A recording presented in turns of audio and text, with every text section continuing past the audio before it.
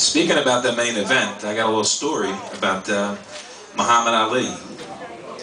And in the mid-60s, he went to England to fight Henry Cooper. And while he was there, he went up to Scotland for a visit, and he heard about Robert Burns, the poet. And being a bit of a poet himself, he wrote the following. I'd heard of a man named Burns, supposed to be a poet.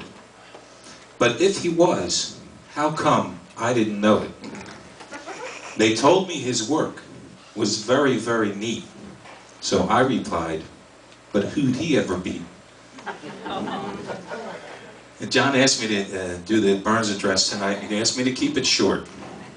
So, here are some stats and facts. Born January 25th, Alloway, Scotland, oldest of 7 children. By age 15, became fluent in French and Latin. He was an accomplished mathematician who also studied philosophy and theology. He married Jean Amour, fathered 13 children, 5 out of wedlock.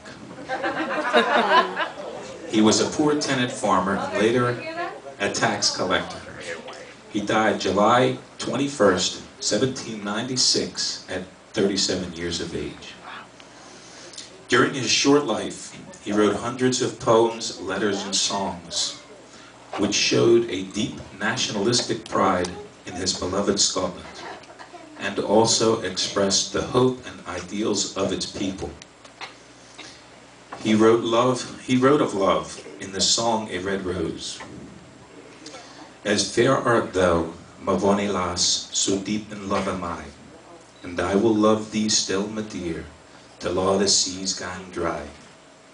Till all the seas gang dry, my dear, and the rocks melt with the sun, and I will love thee still, my dear, where the sands of life shall run. He wrote of love lost in the song A Fond Kiss. A fond kiss, and then we sever. A farewell, and then forever.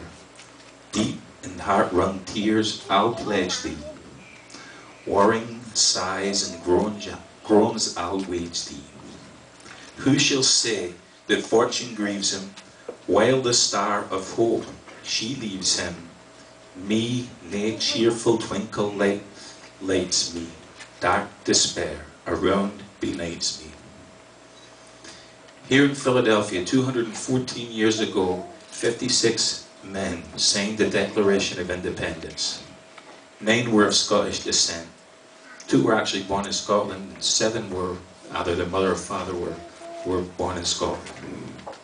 Robert Burns had truly inspired the founding fathers of America, writing inspirational poems such as Ode to General Washington and Ballad of an American War. A lot of what Burns inspired to was the foundation on which this country was built. Therefore, ladies and gentlemen, please raise your glasses and join me in a toast to Scotland's best loved son and to the human ideals that he embraced. To the immortal memory of Robert Burns. Robert Burns. Robert Burns. Woohoo! All right.